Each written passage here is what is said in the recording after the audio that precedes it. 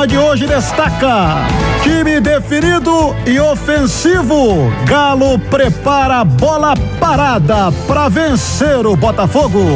O Cláudio Rezende está aqui, vamos atualizar a massa atleticana, porque o Galo vai ao Rio, domingo 4h contra o Botafogo. Botafogo, Rezende é o 10º colocado nesse momento, tem 22 pontos, o Atlético é o 5º com 30, uma distância razoável de 8 pontos para ser mantida. Esse é o objetivo do Atlético. Trouxemos em manchete que o time vai ser ofensivo, treinamento de bola parada. Boa noite, Rezende. Boa noite, Bruno Azevedo, amigos da turma do bate-bola. Exatamente, um Atlético que desde o início da semana, desde a quarta-feira, o Thiago Largue vem trabalhando com uma formação considerada assim ofensiva, né? Porque você tem um quarteto aí formado pelo Natan, pelo Casares, Tchará e o Ricardo Oliveira. E no meio campo, volante mesmo é o Zé Wellington, né? O Matheus Galdesani, que vai substituir o Elias, é um jogador que, para o Thiago Largue, a exemplo do Elias, ele não gosta de chamá-los de volantes. Ele chama tanto o Elias quanto o Galdesani de meias. Então o time tem um volante, que é o Zé Wellington,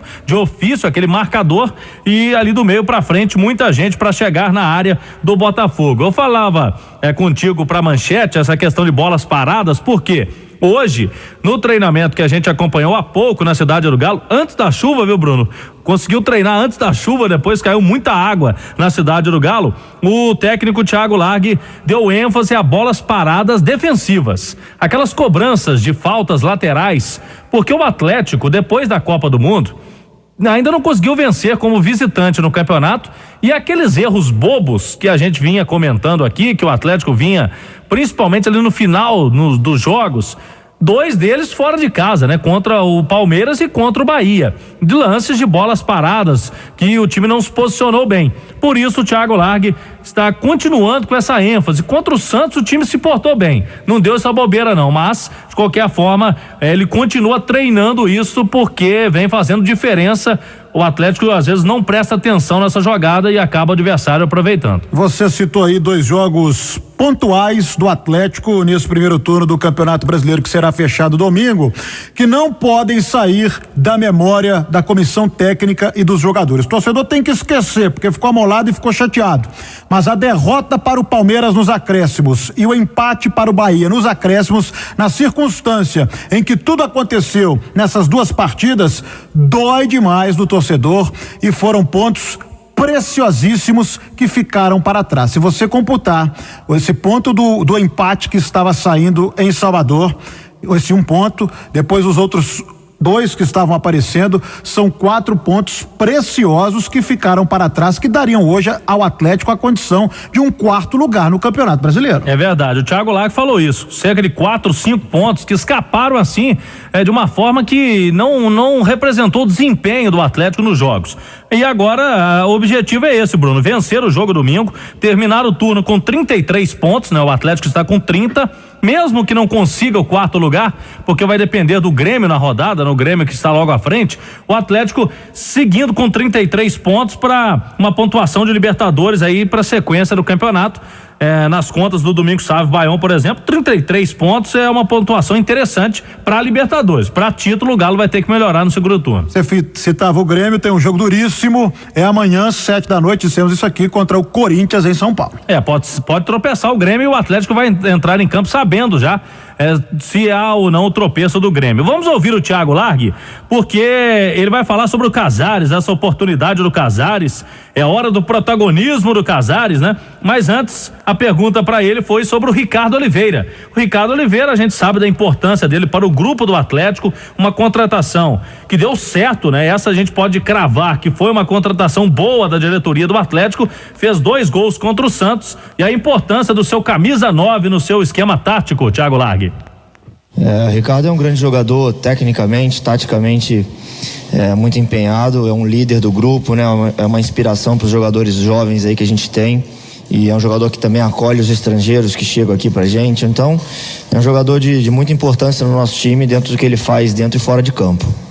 Thiago, nos treinos da semana a gente viu ali o Casares no time, né? E chama muita atenção porque todo mundo que vem aqui, os jogadores, falam que o Casares é gênio, é craque, a torcida sabe disso, mas ele não consegue às vezes ter essa sequência, não consegue ter ali o que todo mundo espera dele. Você acha que está na hora do protagonismo do Casares já não deu certo a negociação, ele ficou aqui, é uma hora pro Casares mesmo assumir esse papel dele, já mais um pouco experiente. Sim, acho que é exatamente, é a hora dele assumir esse protagonismo, ele colocar para fora o futebol que ele tem, né? A capacidade dele a gente sabe que é grande, então é ele trabalhar forte e buscar esse protagonismo, assumir essa responsabilidade, o papel que ele pode desempenhar aqui junto à equipe, e que isso pode ajudar a todas as conquistas que ele quiser ter na vida dele. Então é uma oportunidade dele botar o pé no chão aqui e jogar o melhor futebol que ele pode expressar.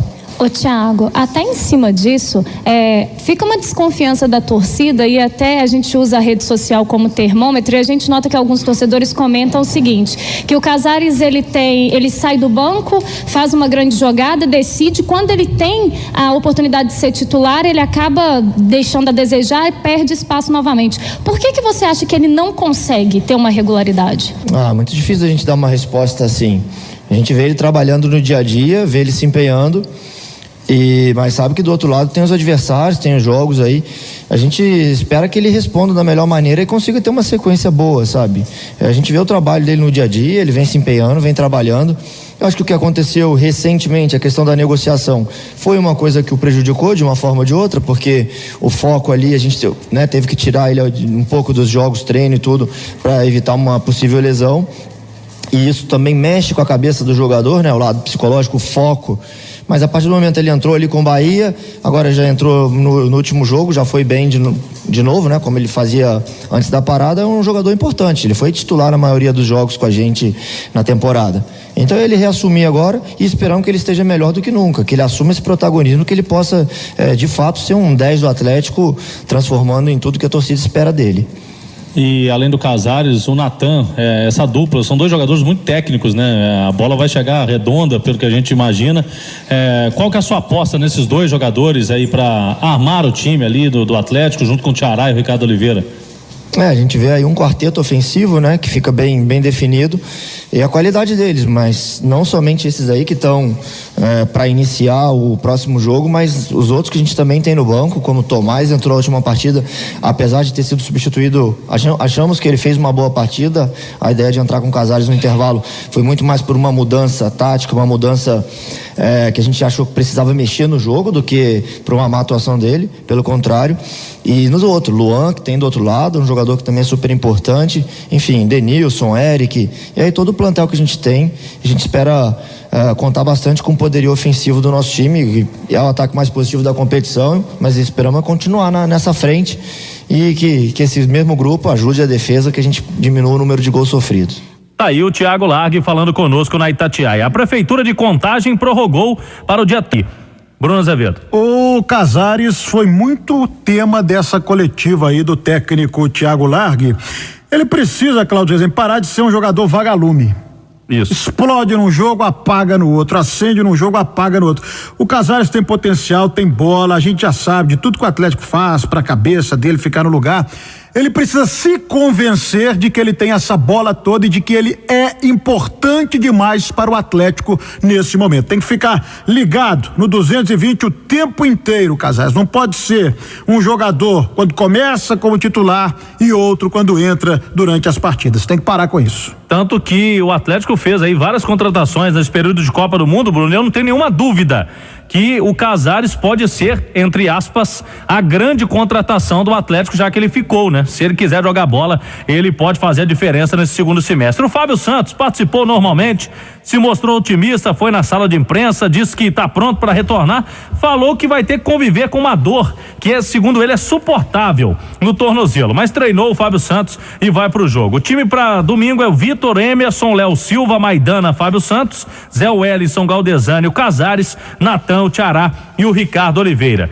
O Eric, Bruno, está indo exatamente para o Botafogo, o adversário de domingo, o atacante Eric, que a gente até comentava, o jogador foi oferecido ao América, mas não deu negócio aqui com o Coelho. Ele está negociando com o Botafogo, o próprio site oficial do Botafogo, uma nota oficial dizendo que faltam apenas exames médicos. Ele começou a treinar hoje, mas aí foi pro banco ali, conversou com o Alexandre Galo e deixou a atividade. O Eric não joga ainda contra o Atlético. O torcedor pode ficar tranquilo, não vai ter a lei do ex não domingo, mas ele está indo pro Botafogo. 25 jogos, 2 gols marcados apenas do Eric. No Atlético, mais um que veio do Palmeiras e não vingou. Assim como o Arouca, que já foi embora, o Samuel Xavier, que também foi contratado no início do ano. O Denilson, atacante, hoje foi liberado por causa da morte da avó dele, mas deve ser relacionado pro jogo normalmente. E o Adilson fez um treino em campo, Bruno, já no processo de transição. O volante Adilson, o Galo treina amanhã cedo, viaja à tarde para o Rio de Janeiro. Tem o Botafogo domingo, 4h, para terminar com vitória o turno do Brasileirão, Bruno. 6h30 no registro do sinal eletrônico da